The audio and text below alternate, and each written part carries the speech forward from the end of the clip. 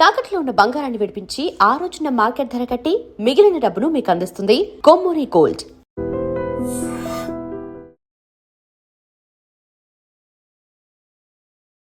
I dream ప్రేక్షకులకు నమస్కారం. మనం ఈరోజు ఎపిసోడ్లో ఫైనాన్షియల్ క్రైసిస్ అంటే మనకి ఇండివిజువల్స్కి ఫైనాన్షియల్ క్రైసిస్ ఎలా వస్తాయో, కుటుంబాలకి, మన వ్యక్తులకి, ఇట్లా దేశాలకు కూడా ఆర్థికపరమైన సమస్యలు వస్తాయి. అయితే ఈ టాపిక్ మనం మాట్లాడుకుందాం. ఎందుకంటే యాక్చువల్గా ఫైనాన్షియల్ క్రైసిస్ వలన స్టాక్ మార్కెట్స్ దెబ్బతింటాయి. జనరల్గా 2008లో గ్లోబల్ ఫైనాన్షియల్ క్రైసిస్ అంటే ప్రపంచం మొత్తం ఆర్థిక ఇబ్బందులు పడింది. అయితే అసలు ఈ ఫైనాన్షియల్ క్రైసిస్ దేశాలకి అటాక్ అయినప్పుడు జనరల్గా స్టాక్ మార్కెట్స్ కుదేలవుతాయి. మనం మార్కెట్స్ నాలెడ్జ్లో భాగంగా ఫైనాన్షియల్ క్రైసిస్ ఎలా ఉంటాయి ఏమిటి అన్నది ఊరక మనం అట్లా చూద్దాం. ఒకటి ఏమిటంటే first currency crisis. Currency crisis ఏంటంటే ఇప్పుడు ఆ దేశం యొక్క కరెన్సీ విలువ పడిపోతూ ఉంటుంది. ఎందుకు పడిపోతూ ఉంటుందంటే ఫారెక్స్ మార్కెట్లో ఆ దేశం యొక్క కరెన్సీని ఎక్కువ మంది అమ్మి కొనేవాళ్ళు తక్కువ మంది ఉన్నప్పుడు కరెన్సీ విలువ దెబ్బతింటుంది. దీన్ని కరెన్సీ క్రైసిస్ అంటారు అనమాట. అంటే స్పెక్యులేటర్స్ ఎక్కువ మంది సెల్ చేస్తూ ఉంటారు, కొనేవాళ్ళు తక్కువ మంది ఉంటారు, విలువ పడిపోతూ ఉంటుంది. అయితే ఈ కరెన్సీ విలువ పడిపోతున్నప్పుడు ఆ దేశం యొక్క మానిటరీ అథారిటీస్ అంటే సెంట్రల్ బ్యాంక్స్, ఏ దేశం అదే సెంట్రల్ బ్యాంక్స్ ఇన్వాల్వ్ అయ్యి కరెన్సీ విలువ పడిపోకుండా అడ్డుకుంటాయి జనరల్గా, అంటే పెద్ద మొత్తంలో పడుతున్నప్పుడు. అయినా కూడా కరెన్సీ విలువ ఆగకుండా పడిపోతే దాన్ని కరెన్సీ క్రైసిస్ అంటారు. అప్పుడు ఏమైందంటే కరెన్సీ పడిపోతే ఇన్ఫ్లేషన్ విపరీతంగా పెరిగిపోతుంది, డబ్బుకి విలువ ఉండదు అనమాట. ఇది ఒక రకమైన ఫైనాన్షియల్ క్రైసిస్. రెండవ క్రైసిస్ ఏమిటంటే బ్యాంకింగ్ క్రైసిస్. ఇప్పుడు 2008లో అమెరికన్ బ్యాంకింగ్ వ్యవస్థ చాలా వరకు కుప్పకూలింది. ఎందుకంటే జనరల్గా ఏమిటంటే రియల్ ఎస్టేట్ విలువలు ఇళ్ళ విలువలు ఎప్పుడు పెరుగుతూనే ఉంటాయని అనుకునేవాళ్ళు 2008కి ముందు. స్థిరాస్తి విలువలు ఎప్పుడు పెరుగుతూనే ఉంటాయని. ఆ క్రమంలో ఏమైందంటే అమెరికాలో వడ్డీ రేట్లు బాగా తక్కువగా ఉండటం వల్ల, చీప్గా ఉండటం వల్ల ఏంటంటే అందరికీ క్రెడిట్, ఇల్లు కొనుక్కోవడానికి ఎక్కువ మందికి లోన్లు ఇచ్చారు. బ్యాంక్స్ ఉద్దేశం ఏమిటంటే రేపు వీళ్ళు ఎవరైనా డిఫాల్ట్ అయితే కూడా మనం ఆ ఇల్లులు వేలం వేస్తే మనకి వస్తుంది కదా డబ్బు అన్నది వాళ్ళ ఉద్దేశం. అయితే అక్కడ ఏమైంది, వీళ్ళు లోన్లు ఇచ్చిన తర్వాత ఇల్లులు కొనుక్కున్న తర్వాత ఏమైందంటే అక్కడ ఇన్ఫ్లేషన్ బూస్ట్ అవటం వల్ల అక్కడ ఫెడ్ వడ్డీ రేట్లు పెంచవలసి వచ్చింది. ఆ క్రమంలో కొంతమంది డిఫాల్ట్ అయ్యారనమాట, ఇది హౌసింగ్ లోన్స్ కట్టలేక. అలాగే కొంతమందికి ఉద్యోగాలు కొంతమందికి పోయాయి, వాళ్ళు డిఫాల్ట్ అయ్యారు. అప్పుడు ఏమైంది, హౌజుల సప్లై ఎక్కువైపోయింది, కొనేవాళ్ళు తక్కువైపోయారు, డిమాండ్ తక్కువైపోయింది ఇళ్ళకి. ఆ క్రమంలో ఏమైంది, ఇళ్ళ విలువలు డ్రాస్టికల్గా 20% అలా 20 to 30% పడ్డాయి. ఎప్పుడైతే లోన్ ఇచ్చిన దానికంటే కూడా ఇంటి విలువ తక్కువ పడిందో బ్యాంక్స్ మీద నమ్మకాలు పోయి బ్యాంక్స్లో డిపాజిటర్స్ డబ్బులు వెనక్కి, అంటే బ్యాంక్స్ దివాళా తీస్తాయని డబ్బులు వెనక్కి తీసుకోవటం డిపాజిటర్స్, ఇలా అయింది. అప్పుడు బ్యాంకులు ఒకేసారి అందరూ బ్యాంకుల్లో డబ్బులు వెనక్కి తీసుకోవాలని ఎగబడినప్పుడు బ్యాంక్ రన్స్ అవుతుంది. రన్స్ అంటే దివాళా తీస్తుంది అనమాట. లెహమాన్ బ్రదర్స్ అనే బ్యాంకు ఫైనాన్షియల్ ఇన్స్టిట్యూషన్ అట్లా చాలా బ్యాంక్స్ దెబ్బతిన్నాయి. అప్పుడు అమెరికాలో ఇన్వెస్టర్స్ 2007లో మన భారతదేశ స్టాక్ మార్కెట్లో మిక్కిలి ఇన్వెస్ట్ చేశారు. అక్కడ డబ్బులు టైట్ అవటం వల్ల, ఆర్థిక మాంద్యం రావటం వల్ల మన యొక్క స్టాక్ మార్కెట్స్లో కూడా వాళ్ళు వెనక్కి తీసుకుంటున్నారు 2008లో. అది మన యొక్క క్యాపిటల్ మార్కెట్స్ మీద కూడా ఎఫెక్ట్ చూపించింది.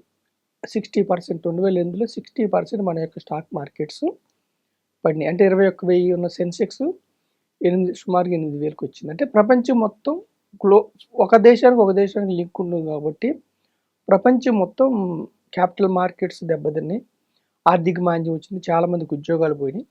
ఇలా ఇలా బ్యాంక్స్ దెబ్బతింటాన్ని బ్యాంకింగ్ ఫైనాన్షియల్ క్రైసిస్ అంటారనమాట.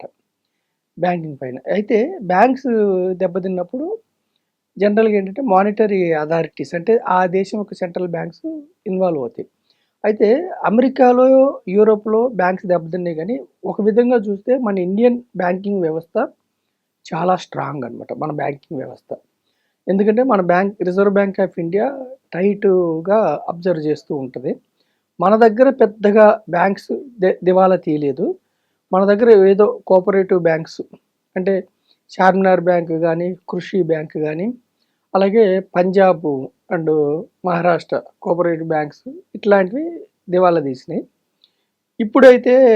ఇప్పుడైతే చాలా ఆర్బీఐ చక్కగా మెయింటైన్ చేస్తుంది. ఇంకోటి ఏంటంటే ఐఎల్ఎఫ్ఎస్ అనే ఎన్బిఎఫ్సి దివాలా తీసింది 2019లో. అప్పుడు స్టాక్ మార్కెట్ మీద కూడా ఎఫెక్ట్ పడింది. ప్రస్తుతానికి ఏమిటంటే ఎప్పుడైతే బ్యాంక్స్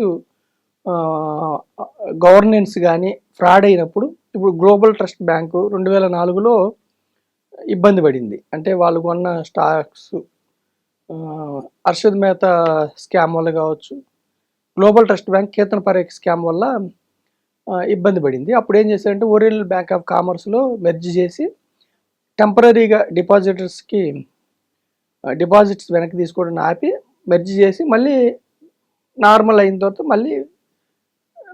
తర్వాత డిపాజిటర్స్ ప్రయోజనాలు సేవ్ చేసింది మన రిజర్వ్ బ్యాంక్ ఆఫ్ ఇండియా. అంటే మన భారతదేశంలో పెద్దగా బ్యాంకింగ్స్ అమెరికా లాగా కొలాప్స్ ఏం కాలేదు. అలాగే ఎస్ బ్యాంక్లో కూడా ఫ్రాడ్ అయినప్పుడు గవర్నెన్స్ కానీ, ఎన్పిఎస్ జనరల్గా బ్యాంకింగ్ వ్యవస్థలో క్రైసిస్ కూడా ఎన్పిఎస్ ఎక్కువ ఉన్నా, పొలిటికల్ జోక్యం ఎక్కువ ఉంటున్నా, గవర్నెన్స్ సరిగా లేకపోయినా, ఫ్రాడ్ చేసినా కానీ బ్యాంక్స్ దెబ్బతింటాయి. ఇప్పుడు ఎస్ బ్యాంక్లో కొంచెం ఇబ్బంది అయినప్పుడు, కొంచెం కాదు బాగానే ఇబ్బంది అయినప్పుడు, అప్పుడు ఎస్ బ్యాంక్లో కూడా వాళ్ళకి ఎస్ బ్యాంక్ వాళ్ళు ఇవ్వాల్సిన డిపాజిటర్స్ని టెంపరీగా వాళ్ళ లయబిలిటీస్ని మానిటరీ అథారిటీస్ స్టాప్ చేసి మళ్ళీ ఎస్బీఐ ద్వారా బ్యాంకులో స్టేక్ తీసుకునేలాగా పెట్టి కొంతకాలానికి మళ్ళీ డిపాజిట్స్ యొక్క ప్రయోజనాలు, షేర్ హోల్డర్స్ ప్రయోజనాలు కాపాడే ప్రయత్నం చేసింది. అంటే మన యొక్క భారతదేశంలో పెద్దగా బ్యాంకింగ్ వ్యవస్థ అంతగా యుఎస్లో కుప్పగూలినట్టుగా 2008లో, అలాగే యునైటెడ్ యూరోపియన్లో కుప్పగూలినట్టుగా ఏం దెబ్బతినలేదు. మన బ్యాంకింగ్ వ్యవస్థ స్ట్రాంగ్గానే ఉంది. కాకపోతే 2008లో ఏంటంటే గ్లోబల్ ఫైనాన్షియల్ క్రైసిస్ వల్ల మన మార్కెట్స్ కూడా దెబ్బతిన్నాయి. వీటిని ఏమిటంటే బ్యాంక్స్ మీద నమ్మకం కోల్పోవటం అన్నీ ఏమంటారంటే బ్యాంకింగ్ క్రైసిస్ అంటారు. మూడవది ఏమిటంటే ఈ కరెన్సీ క్రైసిస్, బ్యాంకింగ్ క్రైసిస్ ఇలా వచ్చినప్పుడు దేశాల్లో స్టాక్ మార్కెట్స్ కూడా దెబ్బతింటాయి. దీన్ని సిస్టమిక్ ఫైనాన్షియల్ క్రైసిస్ అంటారు. అంటే స్టాక్ మార్కెట్స్ విలువలు టక్క పడిపోతూ ఉంటాయి, డ్రాస్టికల్గా పడిపోతూ ఉంటాయి. అంటే మనం అమ్మేలోపే పడిపోతూ ఉంటాయి. దీన్ని సిస్టమిక్ ఫైనాన్షియల్ క్రైసిస్ అంటారు. ఈ క్రమంలో సరే స్టాక్ మార్కెట్ ప్రైసెస్ పడ్డాయి కదా, రియల్ ఎస్టేట్ ల్యాండ్స్ కానీ, రియల్ ఎస్టేట్ ఇల్లులు కానీ అమ్ముకుందామంటే రియల్ ఎస్టేట్ ఆస్తుల విలువ కూడా తగ్గిపోతూ ఉంటాయి. అంటే ఆర్థిక వ్యవస్థ మొత్తం దెబ్బతింటూ ఉంటుంది. ఇది ఫైనాన్షియల్ క్రైసిస్, దేశంలో ఫైనాన్షియల్ క్రైసిస్ అంటారు. ఇది కాకుండా ఇంకొకటి నాలుగవది ఏమిటంటే, ఇవన్నీ కాకుండా నాలుగవది ఏంటంటే ఫారిన్ డెట్ క్రైసిస్. అంటే జనరల్గా ఏంటంటే ఇప్పుడు ప్రపంచవ్యాప్తంగా సరళీకరణలో భాగంగా ఏమిటంటే ఏ దేశంలో వడ్డీ రేట్లు ఎక్కువ ఉంటాయో ఆ దేశంలో పెద్ద investors, foreign institutional investors invest చేస్తూ ఉంటారు. ఏ దేశంలో వడ్డీ రేట్లు ఎక్కువ ఉంటే, ఏ దేశంలో స్టాక్ మార్కెట్స్ ఇన్వెస్ట్ చేస్తూ, ఏ దేశంలో స్టాక్ మార్కెట్స్ బాగుంటాయని ఊహిస్తే ఆ దేశంలో ఇన్వెస్ట్ చేస్తారు. ఫారిన్ డెట్ క్రైసిస్ అంటే ఏంటంటే ఇప్పుడు ఏ దేశంలో అయితే వడ్డీలు బాగుంటాయని ఇన్వెస్ట్ చేశారో ఆ దేశంలో ఫైనాన్షియల్ క్రైసిస్ వచ్చినప్పుడు వాళ్ళు ఆ యొక్క ఇన్వెస్ట్ చేసిన డబ్బుకి వడ్డీ అప్పు చెల్లించలేక డిఫాల్ట్ అవుతారు. ఇప్పుడు కొంతకాలం క్రితం శ్రీలంక కావచ్చు, ఈ విధంగా అనమాట. అంటే ఒకప్పుడు మనకి 91లో ఇంపోర్ట్ చేసుకోవడానికి మనకి 2-3 వారాలు మాత్రం ఇంపోర్ట్ బిల్కి ఫారెక్స్ రిజర్వ్స్ ఉన్నాయి. అప్పుడు మనం గోల్డ్ తాకట్టు పెట్టి మళ్ళీ సరళీకరణలో భాగంగా మనం దేశం అభివృద్ధి చెందింది. అంటే ఫారిన్ డెట్ క్రైసిస్ అంటే ఇప్పుడు ఇండివిజువల్గా వ్యక్తులు డబ్బులు అప్పు తీసుకొని వడ్డీ చెల్లించలేకపోతే ఎలా డిఫాల్ట్ అవుతుంది, అట్లా దేశాలు కూడా డిఫాల్ట్ అవుతాయి అన్నమాట. ఈ 4 ఏమంటారంటే ఫైనాన్షియల్ క్రైసిస్ అంటారు. ఈ సందర్భాల్లో స్టాక్ మార్కెట్స్ దెబ్బతింటే, రియల్ ఎస్టేట్ అసెట్స్ కూడా దెబ్బతింటాయి అనమాట. ఇది 2008లో వచ్చింది, తర్వాత రాలి. అయితే ఈ తర్వాత ఏమిటంటే వీటిని ఎదుర్కోవడానికి IMF అంటే international monetary fund, world bank సహాయంతో, ప్రపంచ బ్యాంక్ సహాయంతో ఏ దేశంలో అయితే ఫైనాన్షియల్ క్రైసిస్ వస్తాయో వాళ్ళని లోన్ ఇచ్చి ఆదుకొని ఈ క్రమంలో ఏం చేస్తారంటే వాళ్ళు కొన్ని షరతులు పెడతారు. అంటే ఈ డబ్బుని దేనికి వాడాలి అంటే, ఈ డబ్బుతో వాళ్ళు మళ్ళీ అసెట్ బిల్డ్ చేసుకునేలాగా, అంటే వృధాగా పోకుండా కొన్ని ఆంక్షలు విధించి ఎక్కడ ఇన్వెస్ట్ చేయాలి ఈ డబ్బుతో, మళ్ళీ ఆర్థిక వ్యవస్థ ఎలా ముందుకెళ్ళాలని IMF, వరల్డ్ బ్యాంక్ కలిసి సహాయం చేసి మళ్ళీ ముందుకెళ్ళేలాగా వస్తాయి అన్నమాట. ఇదంతా ఆర్థిక వ్యవస్థ నిలబెట్టడం కోసం IMFలు, వరల్డ్ బ్యాంక్ వెళ్తాయి. ఇప్పుడు ప్రస్తుతానికి మన యొక్క దేశం స్ట్రాంగ్గా ఉంది.